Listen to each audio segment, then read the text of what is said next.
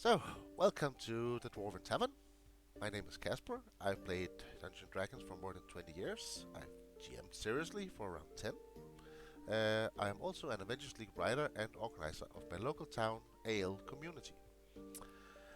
Also, I enjoy rambling about D&D with my friends. I decided to try and record and turn it into a podcast. Today, we'll be rambling about feats that we want to be better, why we find them lackluster, and how we would try and improve them without making them unbalanced. With me today, I have my old friend, Jonas. We've played D&D together for 4 years and known each other even longer. He is a game master at my local Adventures League community and also an aspiring Adventures League author. So, Jonas, welcome to the Dwarven Tavern. Thank you. Yeah. It's a pleasure to be here. Yeah. Hope you and I enjoy the atmosphere. It's very cozy, very cozy. Yeah. Remember to open a tab at the bar.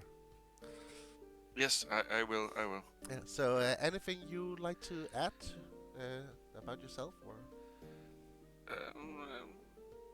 No, I think that pretty much sums it up. Aspiring author. I find it really hard to get my thoughts down on paper sometimes. Yeah, I definitely know that feeling. You did send me your premise, and I must say it looks interesting. So I hope you. I mean, it opens up, so Yeah. I have free reign to do whatever I want. Definitely, without spoiling too much. Exactly. So, as we've talked about, and as I said before, we're going to be talking about feats the feats we look at and go like, I like this feat, but not necessarily because we just think they're bad, but the things we look at, I want to take this, but something's holding me back. And that means I've chosen a feat, you've chosen a feat, and we're going to go over them. First your choice, and then mine afterwards, and talk about, yeah, what makes them lack something, and what do we think would be needed to make them where we think they're in a good place. So, yes, tell us a little about your choice. Well, I've chosen inspiring leader. Uh, I usually play very talkative characters when I'm a player. Not always a high charisma character, but still I like to talk and hear myself talk. To be honest, and with the groups we have going right now, I have a pretty big.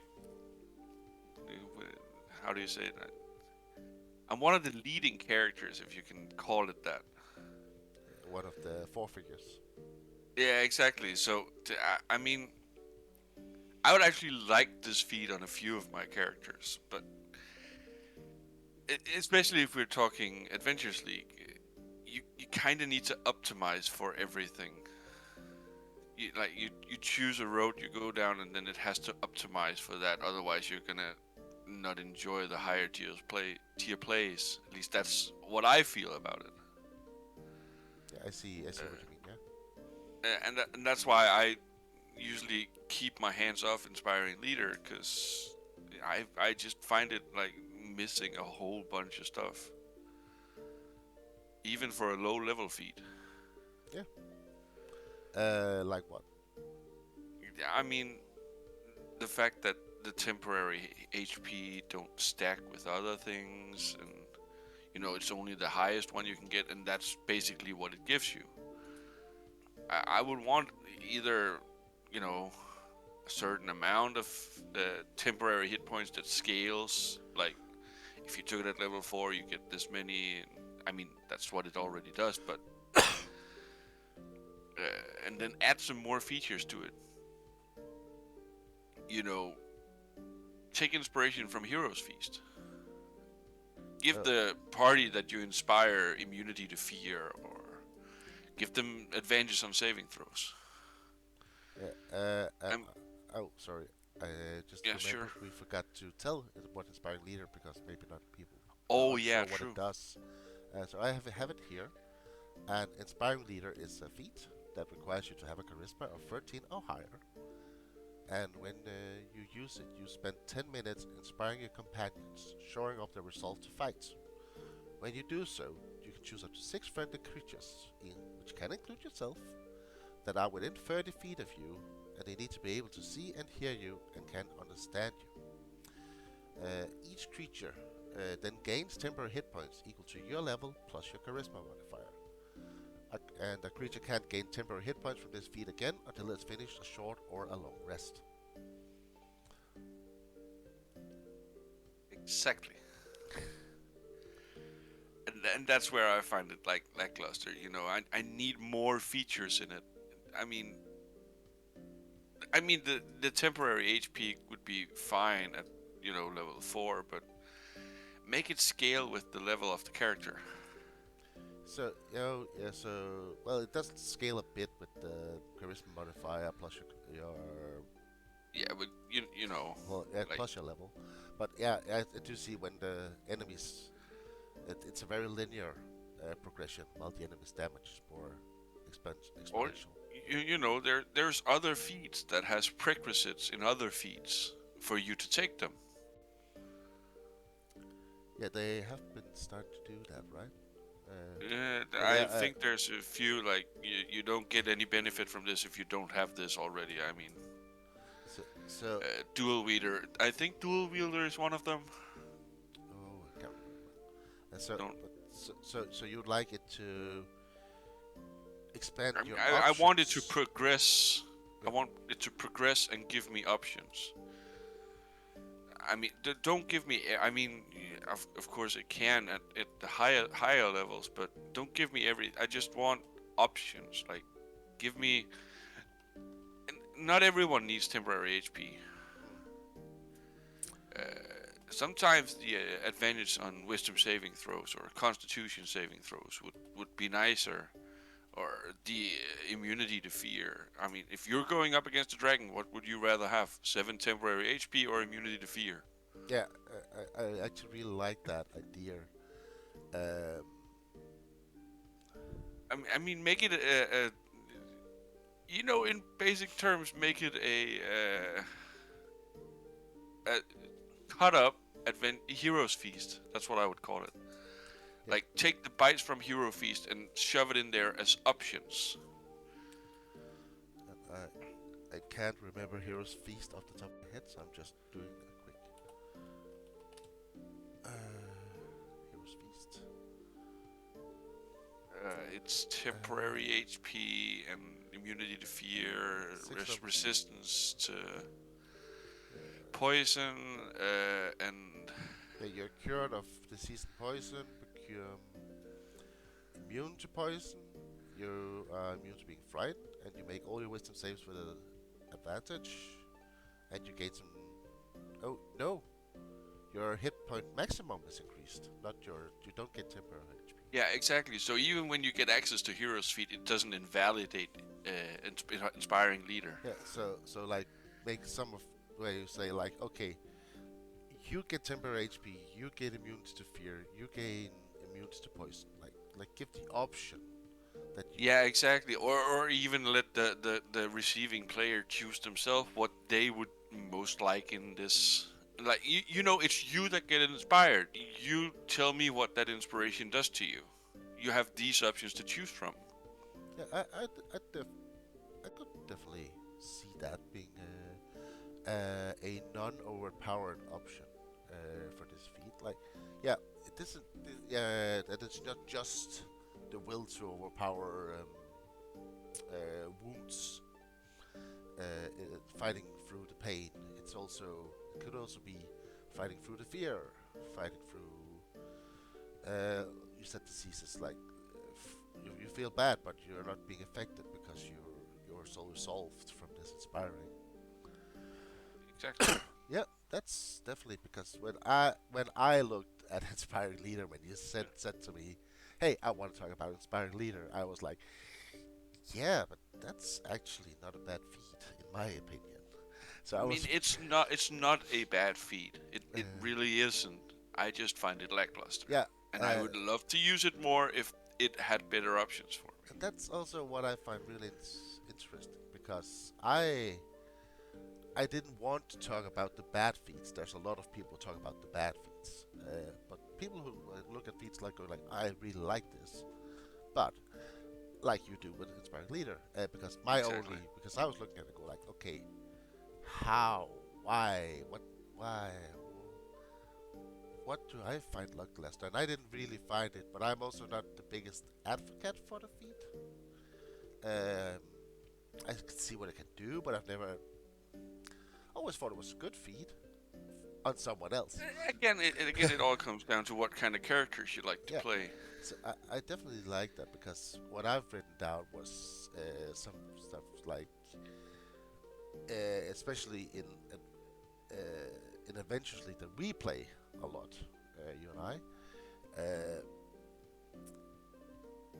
There's no benefit if two characters show up and they both have Inspired Leader, because then one character goes Inspiring Leader, you go gain temporary HP 8 HP, and then the other one can stand next to him and go like, yeah, I can give them 9. Yeah, Because exactly. Is because temporary which one do yeah, which one do you choose to take the temporary HP from? yeah. So that's the biggest drawback I could find. Yeah, drop. Because the temporary Yeah, but HP. this would open up to that, like Yeah, two people could have it and both inspire in different ways. yeah, because that's. Then you would just have two options to take. And I really like your solution a lot better than anything I come up with because. I mean, I could see the drawbacks for the DM if 5 people show up with inspiring leader. Yeah. I take all the options, but you know, Yeah, but then you also have 5 people who put resource into it. I always think of feats being like exactly. it's a resource. You're giving something up, and you have to think about. I am giving up +2 stat increases to take this. What do I get in return? Um, so you're actually spending resources to gain this extra resource, and then yeah, Yeah. sometimes you could just be Yeah, unlucky. you get lucky, or you coordinate with the table, or Yeah. whatever. Because inspiring leaders gets, in my opinion, gets better in a home game where you don't have 2 people, because you would probably um, coordinate with the other players. So you would Yeah, or definitely- everyone knows that is the leader of the party. So of course, if he wants it, he takes it. yeah. So you talk a bit more when you're in a home game. And eventually you can just show up and you have no idea what the others are coming with. And sometimes Yeah, you exactly. have 5 wizards when they at 6 HP. And then you fireball them and everyone's dead. That is not talking by experience, by the way. Yet. But I really I find your solution way more elegant. Because mine were really boring. Because I've written down. Well, one of them I actually really liked, and one of them was just a bit boring, and I just found it funny or an interesting interaction. Because one of my options was to make the feat into a half feat, giving +1 charisma. Because I liked the idea that you needed 13 charisma to take the feat. Then you gain +1, so your charisma was already better when you took it. Thereby improving the inspiring leader. That's the most interesting solution. Well, that's actually it's not a bad idea to make it a half feat, but because then again you get another benefit from it Yeah. other than just the temporary HP. I mean, But then also you're bordering a bit about then. Is it then too good? Maybe. I'm not sure. Was on the fence. The other idea I liked, which also made it so that you could benefit with more people having inspired leader, was that once per long rest, of course, because you can only use it once per short rest, long rest. short or long Yeah, rest. so once per long rest, when you were doing your inspired leader thing, you could give one chosen character an inspiration. where they choose, where they until the next long rest can choose one role where they have advantage. I like the idea that you had that option, but then again, yeah, I've never really found the fit lackluster, so I had a hard time like sitting and I putting know. myself into going like, why do I I find it mean, lackluster? Because if you do that in like let's say Adventures League, most of the time the players already have inspiration because they forget that they have it and don't use it, or just haven't found the right role yet, or does such epic role playing that the GM keeps handing it out. yeah, but that's also why this is not inspiration. So you can have Yeah, this but and inspiration. it's a what? You could have this and you could have inspiration. Oh yeah, true, So it true. would stack. Um, so that was But just like then it would be then it would just be more like the Bard's oh inspiring feature. yeah, bardic inspiration. Like, yeah, bardic inspiration. Like add this D20 to your next roll, or Or re-roll a d20, which is again not inspiration. Could also be an option. true. But Then it's another feat that you hate, lucky. let's not talk about that. But that that's a whole other can of worms. We're not going into that. Uh, um, but I definitely like your idea the most, where it's what's it called? That you add some of the options. So what would be good options? Add more options. Well, how would the scale go? Would it be when your proficiency increases, or how would you do it? I mean, no. If it needed to scale, I would say when you get your ASIs. Oh, but that gets a bit tricky maybe with the class because you switch classes. If you Oh, switch true, classes. true. But then scale it like you do cantrips. Oh, so when you reach level, you get an extra option Yeah, exactly. instead of. I know you get your cantrips at level 1, and this I mean you could get this at level 1 if you take a variant human, but usually you don't get a feat until level 4, unless you have a benevolent DM that gives it to you before the start of the game. But Don't talk then into you my would say you get this at level 4. The next increase you get at, let's say, level 8. Like keep it the level below the increase for the cantrip, so it scales every 4 or 5 levels. So you would get when you reach 5th level, you gain an another option. 11th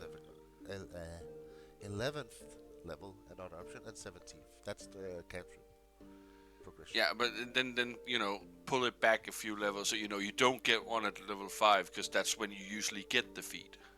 Oh, like that. So you would get one add. So, I mean, that would still suck for the bard, the high charisma bard that takes it at level 1 as a variant human, that he has to wait until level 8 to get his first scaling of it. But you can't make everyone happy.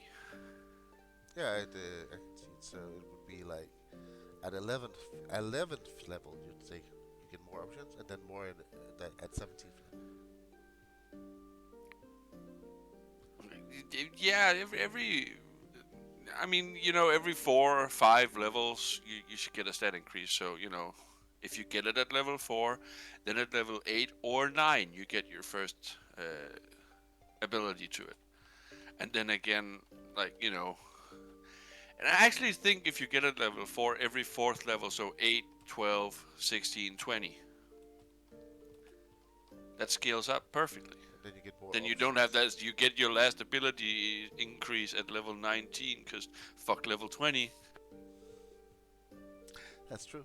True. I don't know if this is a PG-13 podcast, because then I just dropped our F-bomb, but You know, We're just rambling. Ramblings don't count. eat me out later. So, add more options as your character progresses. So then again, also if you take it at level 8, you already have a lot of options. Yeah, exactly. That's That's what I'm thinking. that's Like a good. you don't have to take it at the start, and it scales even though you don't have it. If you can say it like that. Yeah, definitely. And some of the options could be, of course, temporary HP. The temporary HP needs to stay there because there are a predominant feature of the feat. Yeah. But put in the other options like immunity to fear for the next 24 hours. Yeah, exactly. Like HP. make it a short up hero's feast, basically. Yeah, temporary HP is until your next long rest. So I think it should be, if you ask me. Isn't it just until your next rest? It depends on if it says anything. If it doesn't say anything, which Inspired Leader doesn't, then it's until your next long rest. Well, it actually just says a creature can't gain temporary hit points from this feat again until it has finished a short or long rest. Yeah. But the temporary HP, the ruling on the temporary HP is that it goes until your next long rest, unless it says anything else. This does not say that you have it until the short rest, so it's until the long rest. Unless there's a ruling I've missed. I am not an oracle of rules. That's what I've. No, that's what we have Crawford for. There are definitely worse rule lawyers than me. Because when I join home games and people are not playing by the rules, I usually just go, oh well. And then afterwards, I do often tell, do you know, by the way, that the rule is do your way, but just do you know it? Because sometimes people don't know it. If they want to just keep doing it the way they're doing it, they should just do it the way they're doing it. I don't really care. But, so, temporary HP, immunity to fear, immunity to poison or disease. Or if some people would think that immunity is too much, for a feat, just give them resistance. So could be also but be make maybe it stack. the Make it stack. So if people already has, for example, resistance to fear, then they gain the immunity. Did you just mute yourself? I don't think so. I just wasn't saying anything. Oh, okay, sorry. I mean, my headset's been acting up lately, so Yeah, it's definitely some good options. I really like your way of not fixing the feed, but changing it. The change.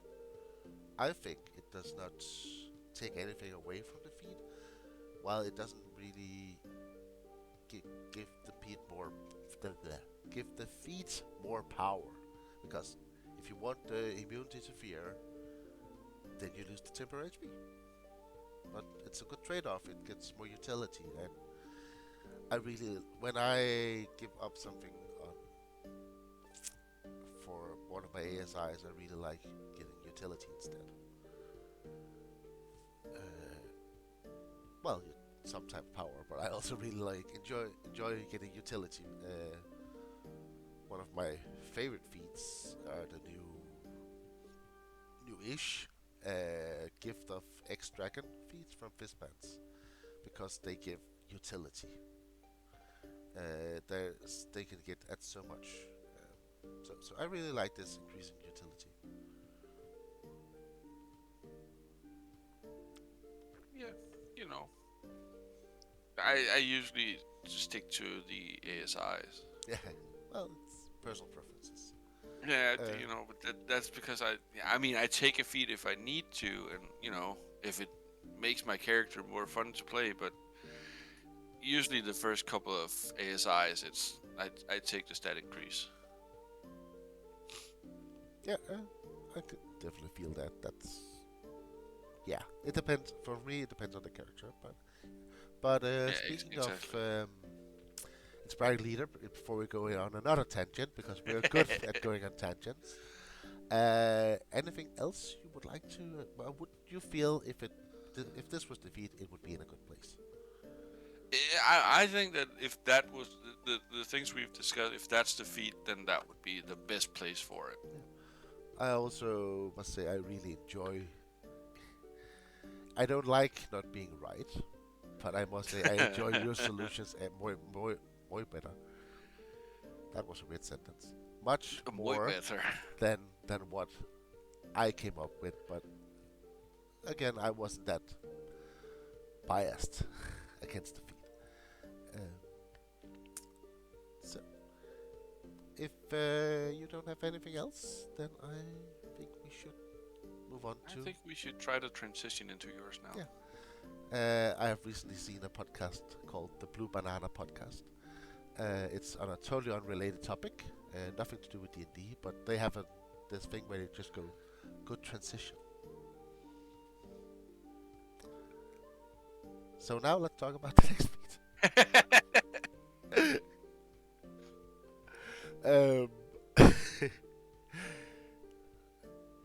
So, my feat, and the one that I think should be better, and I can already feel myself getting a bit annoyed that I have to talk about this feat, because I find it so lackluster. Not because I'm annoyed I have to talk about it, because I can talk about it for years.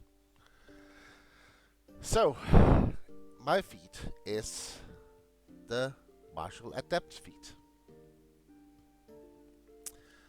And I have it here.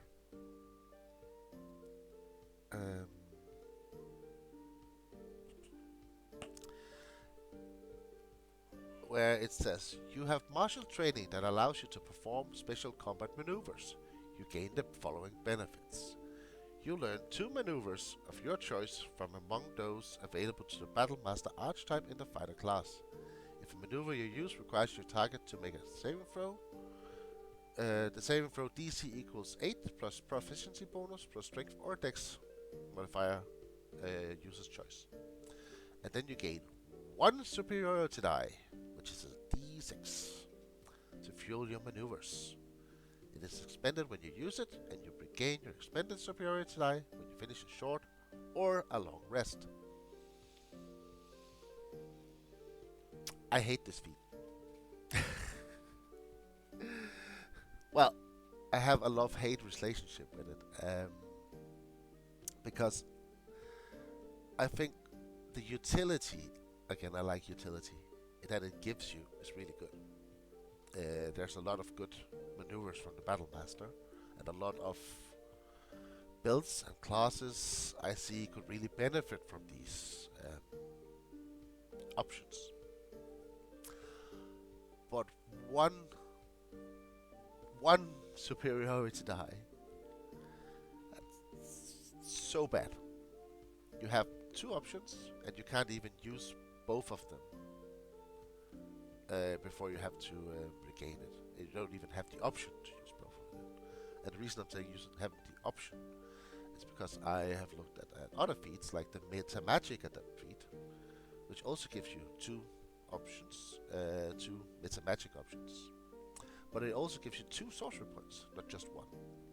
Which means you can, depending on which Meta Magic you choose, you can use both of them, or you can use one of them twice.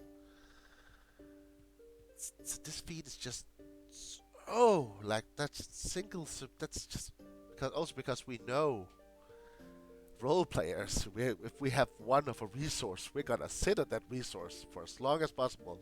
Because what if it may be tough We'll right get one now, back. but I may have to use it in a minute. Yeah, exactly. And that's definitely why I find it lackluster, because it gives you all these options, and you pick 2 of them. Oh, superb! But you can only use one of them once per short rest, though. But still, 1. So, what do you think of martial adepts? Again, to be honest, because I usually don't play martial classes that much. I, I'm not as biased as you are. I can see what you mean. Again, holding it up against, for example, the meta magic adept, that you get 2 sorcery points, but most meta magics can easily cost 2 sorcery points. Yeah, one of the most popular ones is Quicken, which costs 2. Yeah, But then it's your choice. true. I love Magic Adept because it gives you choice and you can choose. But I'm then, so original. I often choose Twint and Quicken because they are good options. But then I have the option. Then I have the choice. Do I want to twin that? Do I want to twin twice, or do I want to quicken once? yeah, And that has so many times. Been so many options, so situations where I've had to make that choice. Going like, okay, if I twin it now, then I can't quicken anything later. But I really want to twin now. So I like that you have the option of going like, okay, I can do this, but then I can do something else later. but you know, I can totally see how anyone but the battle master would pretty much not benefit from this in the way you would want them to.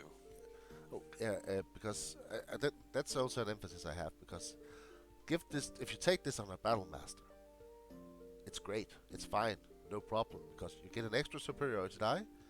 I have I don't personally have a physical player's handbook. And so when I look at the website, I see it says you get a D6 and add it to your pool. I've seen someone says that it's in the book. It says you just add one of the die you already have, and there's also been a ruling from Mike Merrills, I think, who says it. So that would make it even better. But just the fact that you get an extra superiority die as a battle master and 2 more options. Again, I like more options. That's really good. It's good. Yes. So And that would make it 5 total maneuvers from level 3 yeah, as battle master with an extra superiority die to yeah. use. So on a battle master, it's fine. But if you're not a battle master, I think the Feats should say, I think, I have a couple of options. One of them is really boring. Let's start with the boring one then. Yes. The boring one is if you just want to have it as a 1d6, then you also get, then it also turns into a half feat. Strength for dexterity. I wrote maybe even con, but I think con is too overpowered because I don't like giving con because there's a lot of builds that use con constitution. Yeah, I could see why you keep it at only strength or dex. Yeah. But that's just a boring option, and I think maybe if you then give it to a battle master, it's too good. Yeah, I would still say that even to a non-battle master, that sounds a little bit powerful. Yeah, that's also. I would say maybe if you wanna turn it into a half feat, then you need to take away at least one of the maneuvers. Yeah, I thought it was also boring, and after ramble, I actually think that's the worst option. Yeah, exactly. Yeah. My other options is that either you increase either the superiority die increases at 10th and 15th level to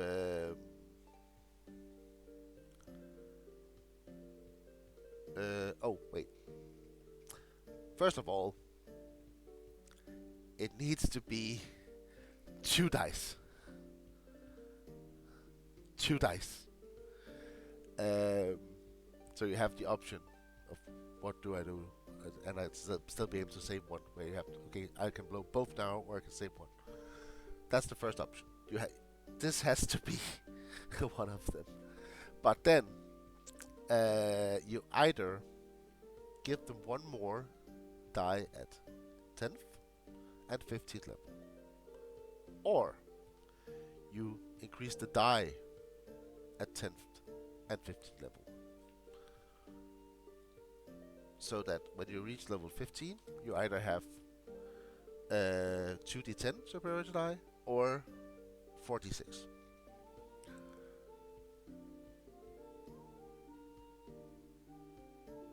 And to what's that called? Compare it to the Battle Master, because you have to keep this feat below the Battle Master in power. Yeah, that's what I'm thinking. You have to be less powerful than the Battle Master. And this is only if you're not a Battle Master. If you're a Battle Master, the feat stays the same, where you just get one extra superiority die and 2 maneuvers. Because I think it's fine on a Battle Master. The Battle Master would have 6 at 15th level. So that's 2 more. If you go that way, you go that route. And the die... Does the die increase? Oh no, did I read this wrong? No. At 10th level they turn into D10s, and at 18th level they turn into D12s.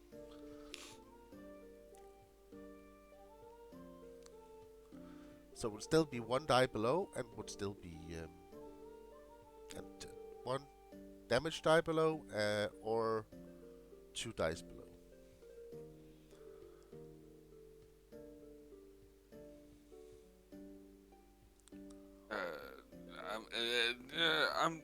I'm totally blanking here. I don't see where it says that the die increases on the Battlemaster. Oh, that's improved combat superiority. Oh, okay. Yeah. And I'm looking the completely wrong place. Yeah. Found it. Yeah. It's just I was also for a moment going like, did I read this wrong? Do I remember this correctly? Yeah, but that's what I'm. But the one thing that icks me about what you're saying is that the Battlemaster doesn't get any benefit from the feat. Like, you would basically be making that the Martial Adept is only for Battlemasters. Everyone else gets this feat. Because if you don't, that's what you have to change it for everyone and keep it scaled so the Battlemaster still gets something from it and everyone else gets something from it. I just find that it's fine feat as is for the Battlemaster. 2 extra maneuvers and an extra die. That is also where I think, because it needs to, if the die gets added to the pool, it just becomes the same size as the other die. So yeah, but when it doesn't say anywhere that it does, you can again, unless there's an official ruling somewhere, but you still have to document that. That's true. Like that when you come into a game in town and you say, "Oh, I found this ruling online," you have to show us where that ruling is. Yeah. So unless you can find somewhere Merle says that it scales with the Battlemaster, your feat all of a sudden sucks for the Battlemaster if you let everyone else scale. Yeah, so I mean, don't mention that it doesn't have to scale. If it already scales, perfect. You just scale before everyone else. Yeah, so the feat would need to say that the superiority die, if you are a Battlemaster fighter, the superiority die follows your superiority die. Yeah.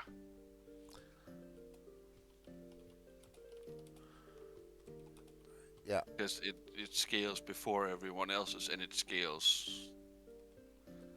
Yeah, but higher. Yeah. It does both. But I also only think that it, for someone who's not a Battlemaster, it's either or, and you have to, when you design the feat, you have to choose which one it is. So So yeah, it, the it's more it, if you get another die or you get a higher die. yeah. Yeah, So I could see the use of that. yeah, but I'm not sure what's the best option.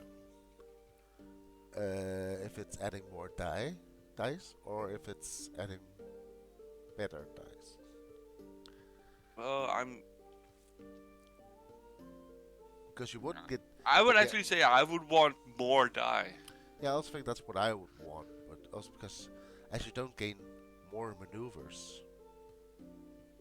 Yeah, but So, if you so choose yeah, the right one, you can use it more times, yeah, and yeah, you you know. use it more often, and like some of the,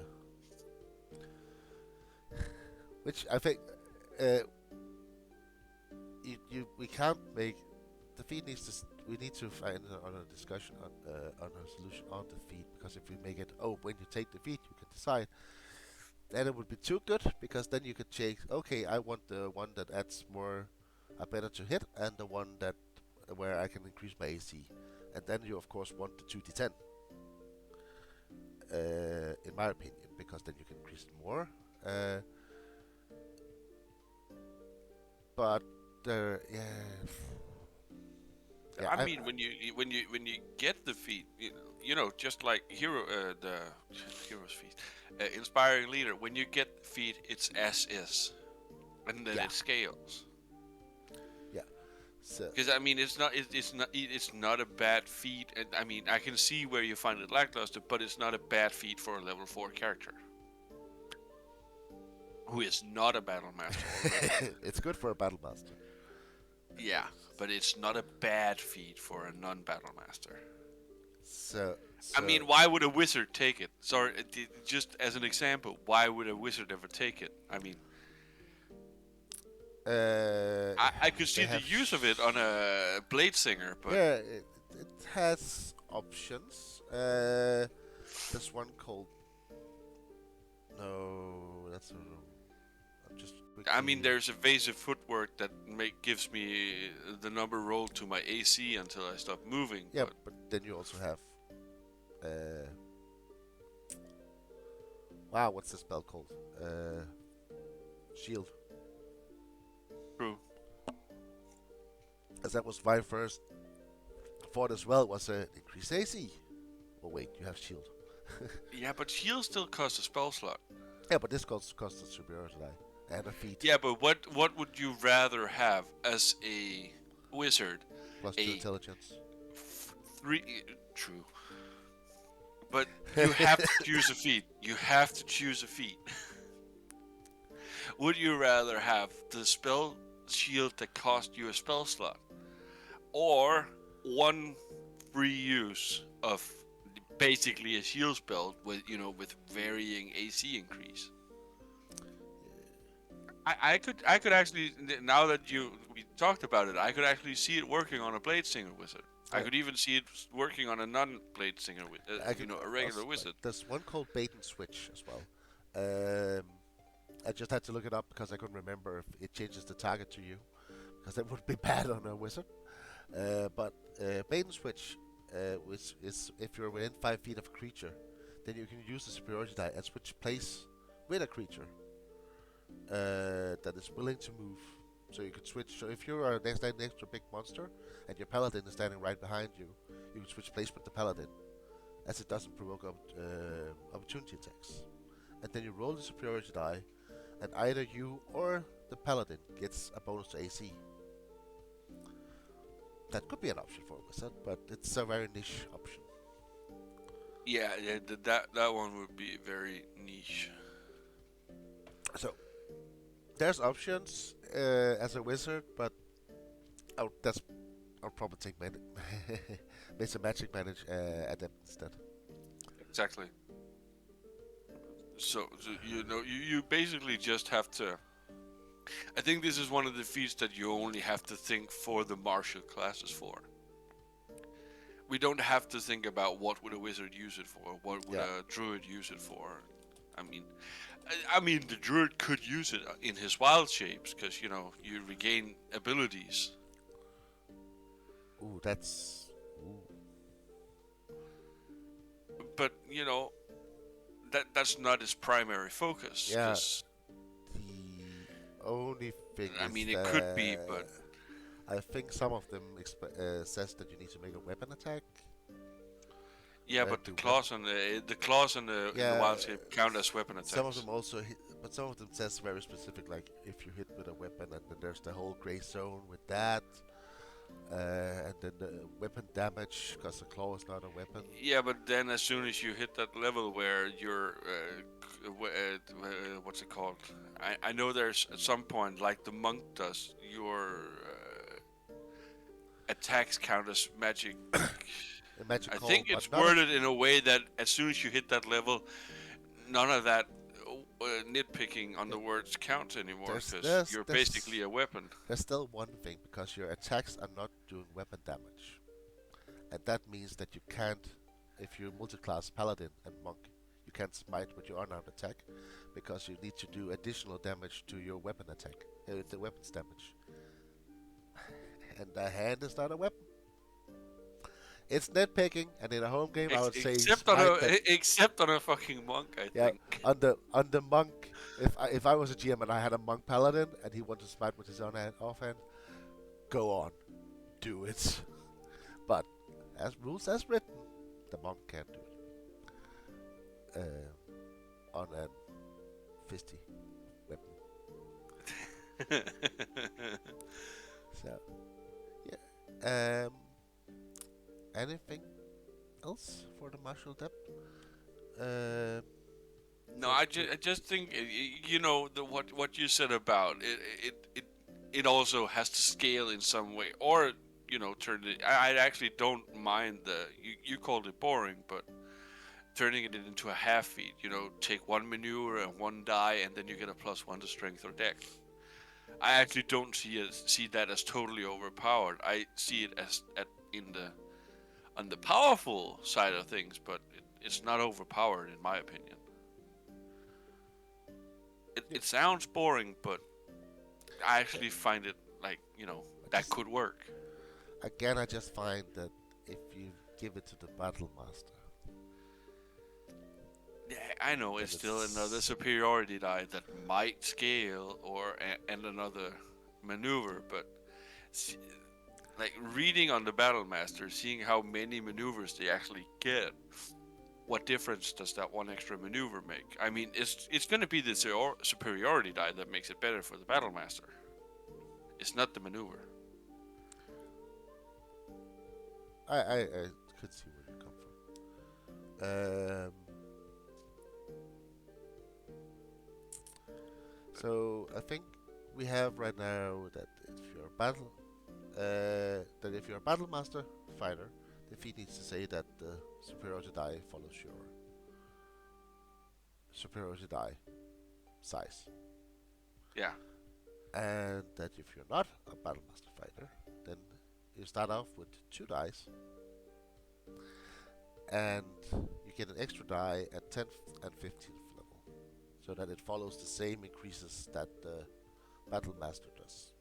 So it's always 2 behind a battle master with a smaller die. yeah, exactly. So you end up at And I mean, 46. I actually don't mind giving the battle master the choice to increase his pool either. So you just have those few dice that don't scale with your own die. It scales as the feat. I actually don't mind that idea at all. Like, why shouldn't he be able to increase his pool more? Yeah, but then you get 2 extra at 10th and 2 extra at 15th, because that's when the battle master gets extra die. And then you Oh end yeah, up, he gets extra too. yeah. So Yeah, but these would scale with the feat and not his, so they would be behind the others. 10th and 15th is when the battle master increases, which is why I choose that. Yeah, but you start on a D6 with the feat, and he starts on a D8. Yeah, and his increases in size, but the other Yeah, ones but doesn't. I mean, if a battle master takes the feat, Yeah, he could choose to start on the D6 and let it scale with the feat, and choose to get more. So he just has a pool of 4d6s or So he would end 3d6s. up at 46 and 60, 10, 12? 60, 12. I think he ends on d12s. Yeah, at 18th. That's a lot of die. And they come back on a short rest, so. Oh yeah, that's true. So That's I think true. actually don't think that's so many is needed. And I think it would make the Battlemaster really powerful because he can just blow resources.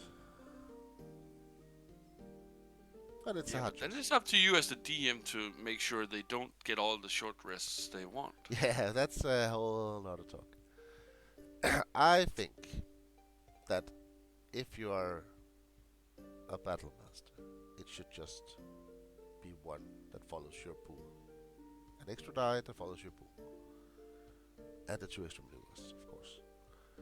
But if you're not a Battlemaster, then a 2 start round with 2d6 and end on 4d6. While not increasing the amount of maneuvers you get. Yeah. Would we be happy with that? I think that would work. Yeah.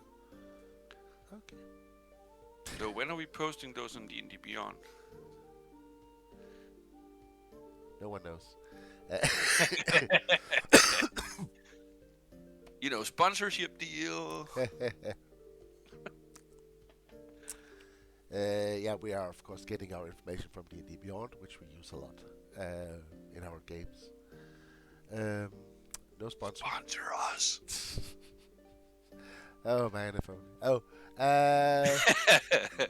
but if we could do a small summarize, we talked about inspired leader, and we ended up with an option where we talked about we would like more options to not just give the temporary HP. And as your character progresses with at 18, 12, 16, or 20 levels, put more options in, but the players can still only choose one Exactly. for each time. So if this would also open up for benefiting from 2 players having a spike leader. Yeah, Or or more. potentially even more. Yeah. But yes. So it opens up the utility, and I do love my utility. It's the best you can get. Yeah, I like utility. I like more options. That's also one of the reasons I don't like playing just fighty McFighty who hits stuff every round. That's not for me. I want more options, but I do see why someone enjoys it. And the other feat we talked about was, of course, the martial adept feat, where we ended up with a solution that it's probably fine if you're a battle master fighter, but the feat needs to say that the superiority die you gain follows your die pool, so it's just another one of the die you already have. Yeah. And then as the version that if you're not a battle master fighter, then you start out with 2d6 die, superiority dice, and you gain an extra one at 10th and 15th, which is the same level as the battle master would get them. So you follow his progression, but will always be two die below him, and with less powerful dice, of course. Yes, of course. So with that, I think this will conclude our time in the Dwarven Tavern today. It's been a pleasure. Yeah, thank you for rambling with me. And Anytime. I would love to return too. Yeah, I would definitely love to talk more. Because we like talking. We could probably be going on for way longer. So remember to pay your tab. And I thought that was what the sponsorship deals were for. No. This goes to me. So anything you want to shout out before? If you live in or near Aalborg, come join us next time we have an Adventures League game. And Aalborg is of course a city in Denmark, where we're from. So thanks for jumping by, and if you've been listening so far, thank you for listening.